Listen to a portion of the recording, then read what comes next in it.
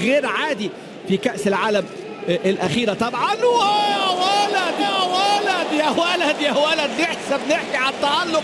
بص شوف خامس رودريجيز بيعمل ايه، بص شوف خامس يا على الكورة، شوف واخدها حلوة قوي، واخدها حلوة حلوة حلوة حلوة حلوة. هدفه الثالث في الليجا الإسبانية خامس رودريجيز، وحارس المرمى اهو يعني طبعا بلا يعني أي ردة فعل، لأن المهارة عند اللاعب خامس رودريجيز مهارة صعبة جدا جدا، كورة لا تصد ولا ترد. هداف 6 أهداف في كأس العالم، هذا النجم المتألق الحقيقة في هذه اللحظات. شوف هنا بقى بنزيما يصنع، ويا ولد يا ولد على القرار وعلى سرعة اتخاذ القرار. شوف خدها على لعبها، خدها على لعبها زي ما هي جاية، وفكر تفكير محدش يأتي بيه إلا عباقرة. العباقرة في كرة القدم هنا عبقري جديد في النادي الملكي. إذا كان كريستيانو رونالدو CR7 هو أفضل لاعبي العالم، فأن لديه مجموعة من الزملاء ويعني المساندين بقوة. يا ولد يا ولد على الهدف، حلوة حلوة حلوة، هنقعد نقول حلوة.